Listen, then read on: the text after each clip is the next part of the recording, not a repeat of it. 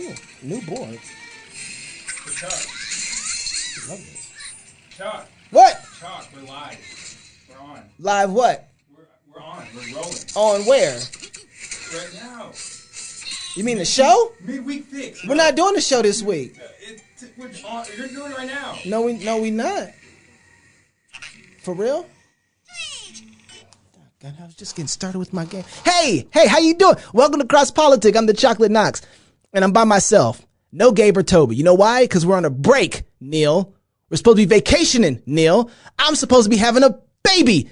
Well, not me. My wife. She's supposed to be I should be there right now instead of playing the game. So I'm going to make this quick. So Toby's on vacation. I don't know what Gabe's doing. He's doing Gabe stuff. So what we're going to do this week, we're going to drop you into some of our club content. If you're a Fight Laugh Feast club member, you already know that there's great content back there. So this is just a not getting bored with tasting it again kind of thing. You know what I mean? But before I get to that, I want to say, are you coming to the conference October 1st through 3rd in Nashville, Tennessee, the Fight Laugh Feast Fight Laugh Feast Conference plus tax. And we hope to see you out there. If you're a club member, you get a discount on this conference. Bring your whole family out. We're going to be singing psalms. We got speakers like Doug Wilson, Glenn Sunshine, George Grant. Man, he's a hidden treasure. As well as who, did I say Doug Wilson? Oh, Toby's going to be preaching and Rod Martin, who is a futurist. Guys, there's some other guests. I can't say their name yet, but it's going to be amazing. So we hope to see you out there October 1st through 3rd. The conference is still on. All right. So hope to see you out there October 1st through 3rd. So now we're going to introduce you to a segment that we call Pastors in Politics. Again, if you're a Fight Laugh Feast club member, which you should be, you already know this is a great segment. We have this one. We also have another one with George Grant is with Pastors in Politics. We have one with, oh, he's going to get so mad at me because I forgot his name. C.R. Wiley. Maybe I need to sign up for the club membership, but we're going to do it. So we have like 4 episodes. We also have one with Pastor Roger Skeppel out in Georgia. These are great segments, just with pastors talking about how the impact of the gospel and their ministry actually affects and engages politics. But this particular episode is one of my favorites, and we want to give part of this to you. It's about 30 minutes or so that we're going to give to you out of about an hour 20-minute show. So enjoy it. And if you're not a club member, sign up for a club membership right now while you're watching this. So in your book or just in your reading and understanding, did you see the same thing in terms of like these men who are leading the charge that are preaching, the defiance of tyrants? Yeah. And saying Romans 13 means obey God, and wherever the king is being tyrannical, defy him. Yeah, exactly. Is that a direct result of having a clean conscience before God? I think it is. These men believed that the king, with the help of Parliament, had betrayed the charters, the English Constitution, everything. They believed that they had become immoral and unlawful. Yeah. And in some of the sermons that I have in my book, of course, they're clips of the sermons because they're so long. You hear these guys actually saying the moment that the king is unlawful, he himself has become a tyrant and is no longer worthy of submission to Christians and just, lawful thinking and acting people. So they believed that in Romans 13, Paul lines out that the government that is a minister of God punishes the evildoer and rewards the doer of good. Right. But when the government begins to do the opposite, which by then the Crown and the Parliament were doing, they were passing any law. In fact, they eventually repealed some of the more egregious taxes, but then they came back around and said, but we can do anything we want to do to you through taxation or whatever, and it won't even apply to us in England.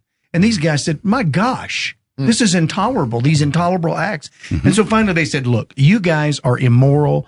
We would because these were Englishmen. See, many of these people in the colonies were Englishmen. Right. They didn't want to go against their heritage, but they felt like they were being lied to and deceived and betrayed.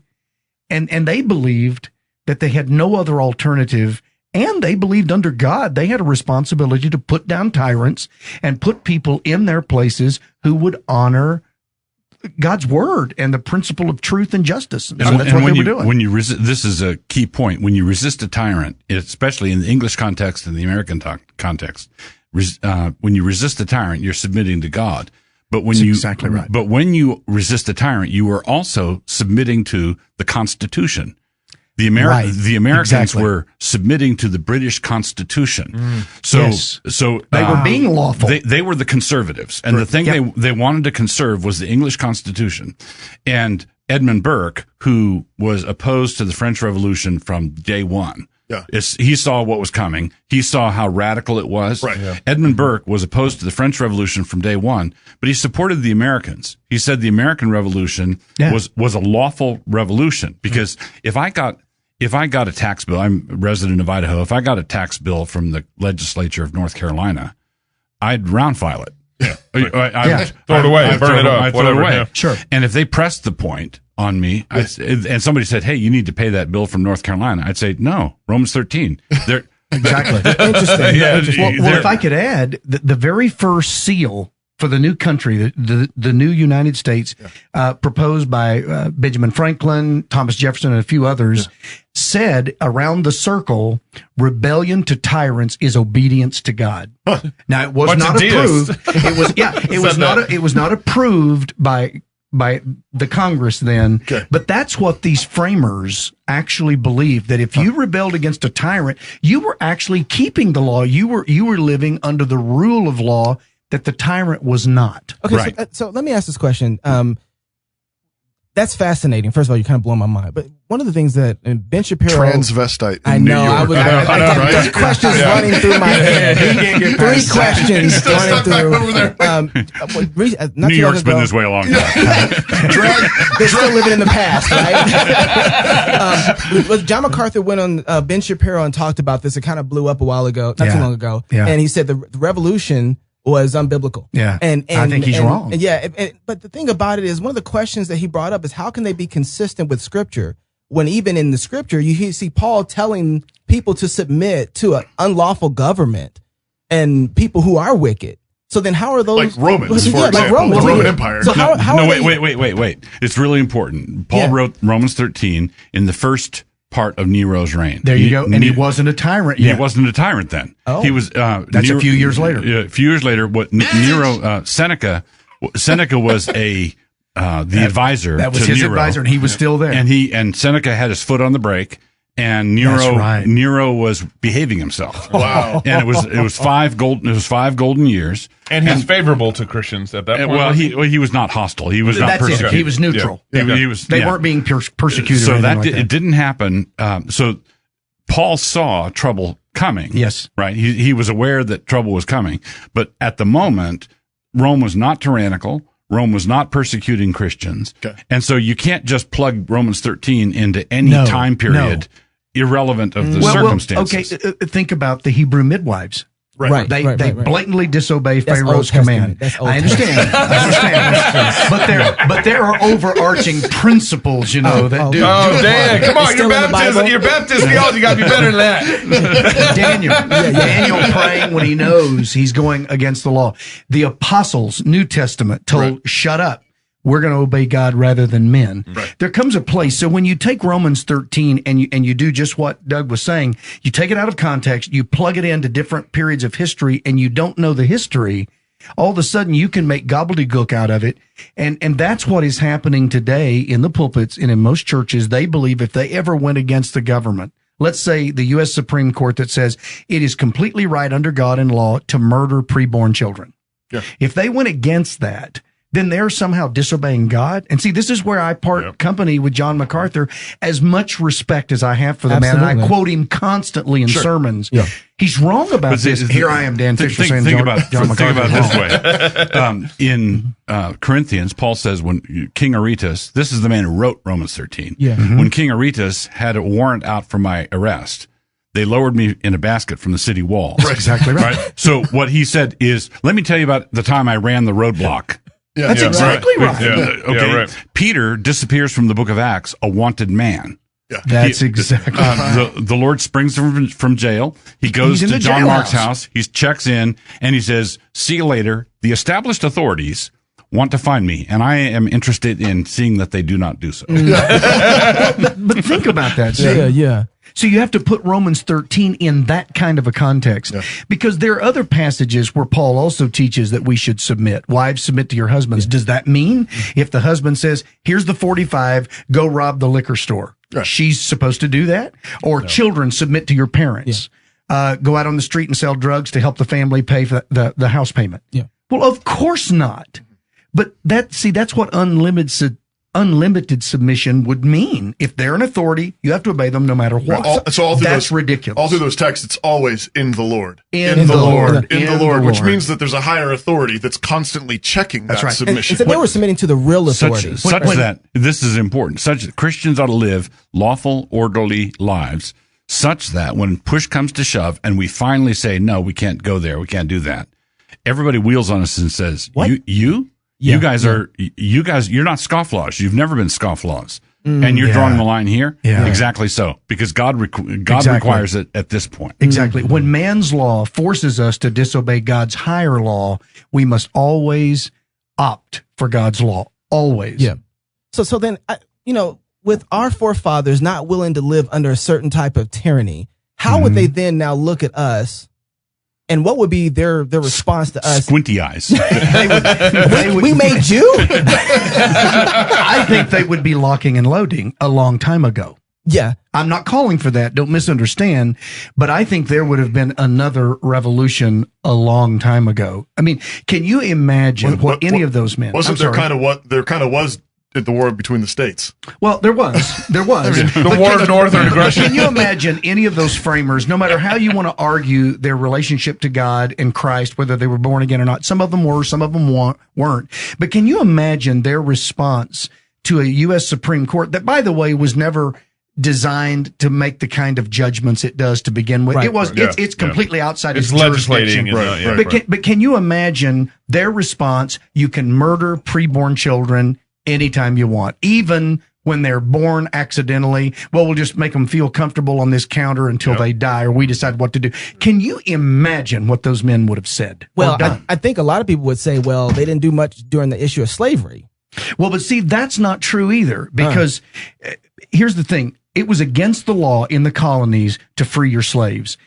When you read the Declaration of Independence, Jefferson and his committee list all their grievances with the king. Mm-hmm. There was one more that was voted down, and they took it out. And you know what that one was? Slavery. The grievance that the king would not let them end slavery. It would have been illegal for Thomas Jefferson or any other slave owner to release their slaves under the English command of the law. They're already breaking the law. I understand that. But see, here's the thing. They knew that if they didn't free themselves from the English crown first, they couldn't even do. They couldn't do anything. See, they couldn't foresee like Eli Whitney's cotton gin and the explosion of the cotton industry. They, I believe, fully intended to deal with slavery fairly soon, and then things came apart on them. They were still slaves themselves. They were slaves under tyranny, and it's not that they didn't want to free the slaves. But see, we also need to be careful, and Doug was right about something. We cannot look at the 18th century through 21st century eyes. We're going to miss a lot, and we're going to misappropriate things, just like we can't take the Bible out of context. So, for instance, in 200 years, there may be a generation that looks back and says, why on earth did you Christians not end that baby killing? Yeah. And we're going to say we were doing everything we could do. But it's a little more difficult than just to say it's wrong, let's end it. Yeah. It's the same thing with slavery. Yeah. Right. So I got a question. I'm not trying to excuse them. Don't misunderstand. You want to chase that down? Yes and no, because I feel like the abolitionists are still kind of saying the same thing. Yes, it is. It is that easy. It is that easy just to do it. How easy it was is demonstrated by the fact that you wound up with 600,000 people dead. That's exactly right. In the attempt of doing it. That's exactly right. So it's not easy. It's not easy. Right. 600,000 people died in the effort to do this quick thing this war. Everybody thought easy thing. Everything was going to. They thought it was going to be over in a few weeks. That's exactly and right. it was not. They did. Right. One time, just historically, there was this a Yankee over in England. England was sympathetic to the South because they had textile factories. They needed the cotton. They needed the cotton. And they hated America, and they wanted the Confederacy to break up. They wanted that too. And there was a Yankee trying to raise support for the North over in England. He was speaking to an audience of Manchester folks, and he started to get heckled. And yeah, you thought the war was going to be over in a few weeks, and yes, it's gone on for years and years. And he said, yeah, we did miscalculate. We thought it was going to be over real soon, but it turned out we forgot that we would be fighting Americans. Wow. Yeah. So, why bring up the Black Robe Regiment and bring out all that history if you know that we're not talking about going to battle physically with guns at this point? Sure, but but that's what they did. That's how they fought. And you said we would have went to war a long time ago. What is the purpose of bringing them up, and what are you expecting to invite now with how we engage? Well, here's how I answer that question, because that is a brilliant question. Well, thank you. The pastors were You want to write down the rest? Yeah, I do actually. We can end this show. The pastors were actually preaching all of this years before the signing of the Declaration, declaring our independence, and then a war ensues. They were trying to get this done before that. When did this kind of preaching first start then? Well, I would say during the Great Awakening, many of these guys that are preaching, you go back and look at some of their sermons. Okay. You can go all the way back into Jonathan Edwards, and he is the guy. He preached sermons other than Sinners in the Hands of an Angry God. Right. I thought he did that every Sunday. Well, as wonderful as that was, they were already talking about these very same things. See, they believed that government was God's design, not man's. Yeah. And therefore it ought to operate by biblical principle. I'm sorry, so say they've that been again? preaching this. Amen. Yeah. And so the thing is, they were trying to end it before the inevitable happened, the war. They didn't want the war. In fact, I have quotes in the book from pastors saying, we did everything we knew how to do to avoid this, because they knew how terrible it was. So when Doug says it wasn't easy then either. Never is. But decades of preaching, you're saying. Yeah, 30, 40 years. Preaching. This is not on the But whim. also keep in mind that their division, our divisions are starting to assume the geographical shape.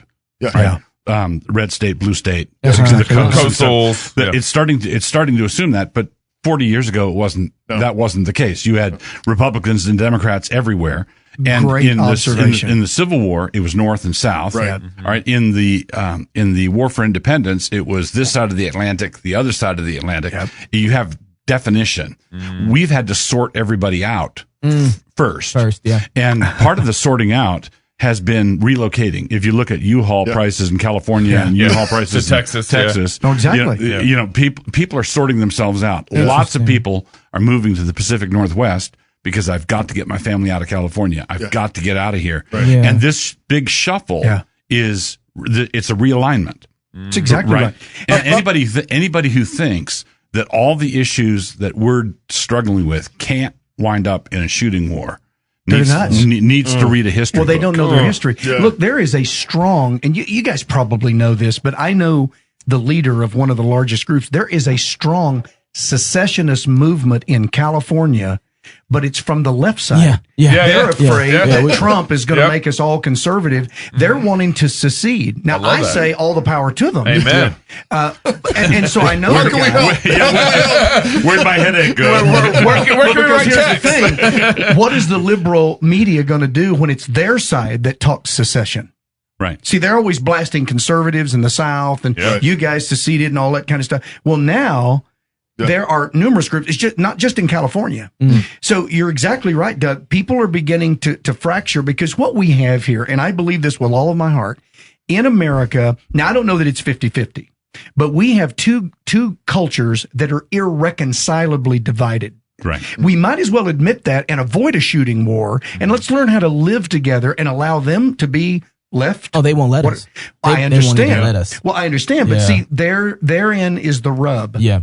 I'm trying to get pastors engaged so that we can help this sorting out business and then figure it out as we move along, because one size no longer fits all. It never really did, but it certainly doesn't now. So what are people supposed to glean from your book in this process? What is it that I'm a brilliant author. what's the second thing that people Number two. the third thing that people are supposed to glean from you? That's the takeaway. He's gonna lay down right next to me at this point. That's what Doug expects of every one of his books. No, but so with the sorting out happening, That's great. I want them to see that it's not just history and, hey, this is cool. I want them to see that there was a time when the church, not just preachers, because the church was right there with them, that the church was the tip of the spear. And the church led out. The church was in the front. This is why the British called them the Black Regiment. Did you know that when recruiters for the Continental Army would go into the smaller towns and villages, rather than the recruiter trying to recruit soldiers for the Continental Army, he would go find a black robe preacher because he could recruit far more soldiers than the actual recruiter. Some random recruiter. The name, That's exactly. and just to throw a few things in here. I just prefer the Presbyterian Revolt. Well, that's what Horace Walpole on the floor of Parliament. That's exactly right. King George, called our name for it is the War for Independence of the American Revolution. Yeah. And revolution meant something different then than it means now. It didn't mean anarchy. It didn't mean anarchy. It was not a bomb throwing thing. But the War for Independence was our name for it. Horace Walpole on the floor of Parliament called it the Presbyterian Revolt. Yeah. And then someone over there wrote a letter, said Cousin America has run off with the Presbyterian. Well, that's what he said to parson. Parliament. That's right. Horace Walpole said that he That run whole off with thing. a Presbyterian parson. Speaking of Witherspoon. And they think he was talking about John Witherspoon. Oh, That's right. exactly Yeah. right. Interesting. Really? Yeah. Yes. And then Thanks, Dan, for going around the country and sharing about Presbyterians. I appreciate you, man. Hey, look, Yorktown. man. Well, so what happened? I'll just give. Muhlenberg was a Lutheran. Come on. Let's give a shout out to the Baptists here. Please. What happened was this was a courtesy the Presbyterians showed to the Baptists because the Baptists, there was a handful, Isaac Bacchus. Bacchus. Bacchus. Yeah. There were men like that who were involved in it, but they just weren't. It wasn't that the Baptists were here and not engaged or were Tories. It's that very few of them. There's just a very handful. Yeah. And then after the war, the Presbyterians believed in classical education for their ministers, and they were targeted by the British. Their churches were targeted or turned into stables. Half the Continental Army was Presbyterians. A bunch of the rest of them were Congregationalists from New England. Yeah. And a handful of Baptists, and they were all Calvinists. That's the whole thing. At Yorktown, all of George Washington's colonels, he was a low church Anglican. Washington was, but all of his colonels, with one exception, were elders in Presbyterian churches. Wow. So the Presbyterians were exhausted. A bunch of their men were dead. Yeah. Their churches destroyed. They just had to do a lot of rebuilding. Yeah. Then right after the war, in the Daniel Boone era, right, that in the in the rise of Jacksonian democracy, when people started to flood over the Appalachian Mountains and head west, that's where the Methodists and the Baptists came flooding in, and they're the ones. Right. They're the ones who settled everything west of the Appalachians, right? And so Baptist America, Heartland America, is the legacy of the Baptists post-war. Yeah. That's exactly and right. The Second Great Awakening And came out of all exactly that. Right. Yes. And so I got a question here to drive this back to pastors. Hold on. You want to? I'm probably going there too. This is fascinating to me. I'm getting a history lesson. I feel like y'all are here for me. When I look at the church now, one of the things that I think about is the last thing I want from them is to lead some type of black robe regiment or some type of new. Like, you mean like given the state of the church? Given the state that we're at, looking at the. We'd have to call it the Mickey Mouse T-shirt. Regiment. Regiment. Exactly. And $500 sneaker regiment. That's exactly right. We're in no state whatsoever to make you pretty nervous. Yeah. Well, let me tell you what I do believe, and I'm experiencing this on the road, so to speak. Yeah. There is a remnant of guys who see it properly. They're even preaching it. They just don't know how. I don't mean they don't know how to preach. They don't know how to apply biblical principles to government. They suspect that you should. They try to in their own way. Yeah. So what I'm trying to do is I'm trying to find this remnant, and it doesn't matter what denomination, as long as they're Orthodox. I'm trying to find these guys. I'm not trying to convince the knuckleheads and the hardheads that don't want to believe, they don't want to know, they don't know history, they misunderstand Romans 13. We can do that later, maybe never. What I'm trying to find is that remnant that God always seems to work with, who do kind of get it, and they're just trying to find ways to engage their faith into the culture war that is swallowing us alive. And I'm not fond of quoting Vladimir Lenin appreciatively, but Lenin said one time, and I think this is true, all you need is a committed 5%. Yeah. That's exactly right. Yeah. And I'm thinking too, But that wasn't in Sodom. What's that? That wasn't in Sodom and Gomorrah. Yeah, no, he Yeah, didn't. 0.01%. He didn't have 5%. Yeah. God said, "I'll give you Sodom if you have 5%." I'm wondering. Abraham got him down to 10, and God said, "If you can find 10, I won't burn the place." I mean, He couldn't even find 10. And I'm thinking too, Chuck. I mean, I get your point, and like Mickey Mouse shirts. You're right, and Joel Osteen and all the rest of it is major problem. And at the same time, we're in a position where we're actually putting up a fight. I mean, it's messy and it's not pretty, but I mean, they're actually afraid. I mean, the fact that you have people actually afraid that abortion might be outlawed. They think The Handmaid's Tale is right around the corner. Right. Yeah, that's true. And it's all delirious in certain ways and twisted and slanderous. But But my point is, I don't want to go back to the Heartland thing. I mean, there's a reason why everybody's moving to the flyover America. Yeah. Well, and why is it the flyover America still has this conservative holdout? I because think they don't have TVs. Well, I think so My much. friend, that's not true. They may not have a car that moves, but their house is mobile and they have big screen television. I think there are tons of. I think it would be men like you're trying to find, people who maybe haven't been well taught, don't exactly know how the Bible applies to politics and culture and so on, but they know that murdering babies in their mother's wombs is wicked wrong. and evil. They know that certain kinds of this over sexuality, bureaucratization of the government and everything's overregulated and overtaxed and telling us what to do, turning the IRS into Gestapo and all that kind of stuff. They know we're being persecuted when the baker's being told to bake the cake, you bigot. Exactly. Against your faith, against your convictions. And I think a lot of that goes back to faithful guys still in the pulpit with the Bible and doing the best they can. That's exactly right. Trying to apply the Bible to these things. So that brings me to my question. Okay. Finally, you are out. I've been using my black privilege for as long as I can. Does anybody else want to say anything before I? So you brought up Peter Muhlenberg earlier, and of course, Peter Muhlenberg infamously preached a sermon on Ecclesiastes chapter 3. Yep. There's a time for peace, time for everything. Verse 8. And then he, after the sermon, basically takes off his black robe and he's got his infantry gear on. Colonel's colonel gear. Yeah. And he takes a group of 300 men out from his church to go fight in the war. Let me set that record straight. Yeah. His church was a very small church made out of logs in Woodstock, Virginia. Mm-hmm. He did lead a large number away, but they weren't all from his church. They were from the community and all. Because I had a guy call me on that one time. He said, "You've been saying that." Actually, I said, "No, I haven't." He checked the record and he said, "You're right. It was someone else saying that." Yeah. It was gay. I was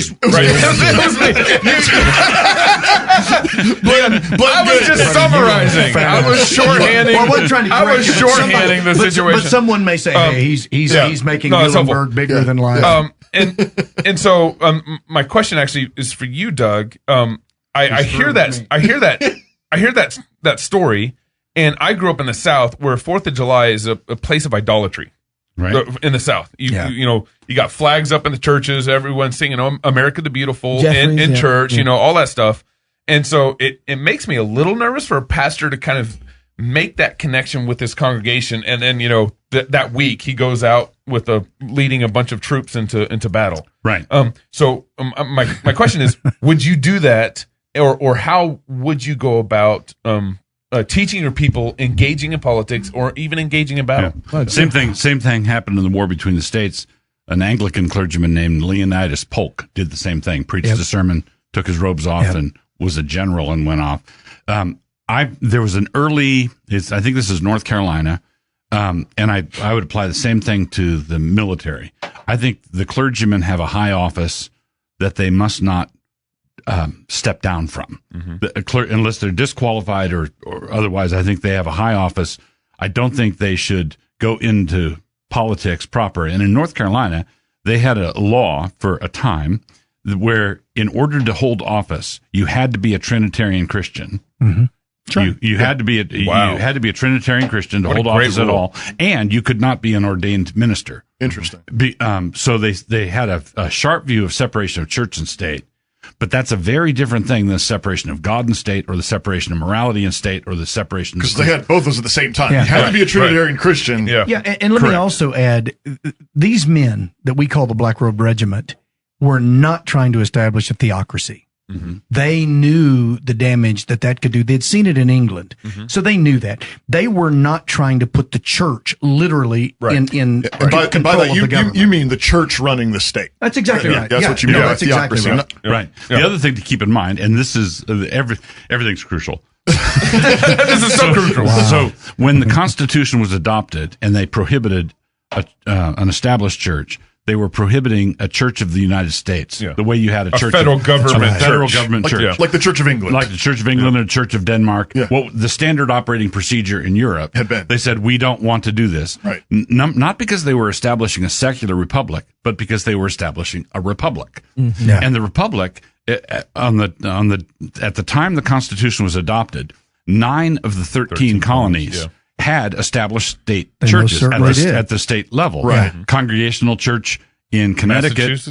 Connecticut, it was stayed that way down to the 1830s. Yeah. All right. So there was absolutely, now I don't think it's a good idea to have an established church at the state level. I'm against it as a matter of policy, but it wouldn't be unconstitutional. No. Right. And that's why it says Congress shall make not. no law. Right. Congress, they were limiting the federal government. Yeah, the only entity that could violate the First Amendment is Congress. That's right. Congress shall make no law. Right. And so what happened there was, if you had the national bird is the bald eagle and all the states have state birds, you're not going to have a war over that.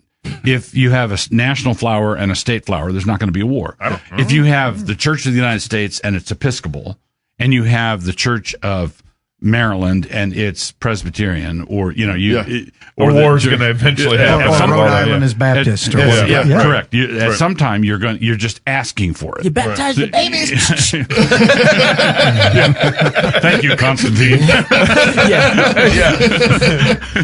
So basically, they were saying we don't want a federal church because we're a federation of states. It's constitutional to have an established religion at the state level, but it's also constitutional to not have one. Right. Exactly. Right. And so I would prefer that, but even preferring that, not having an established tax-supported church, right. It's nonsensical to adopt secularism. Yeah. The state cannot be neutral on what is up and down. They can't be neutral on what's righteous and unrighteous. Yeah. They can't be neutral on what God says about killing people, killing babies, the marriage between a man and a woman, and so on. Right. So Mike, I feel like a politician. You dodged my question. I asked, how should thank you.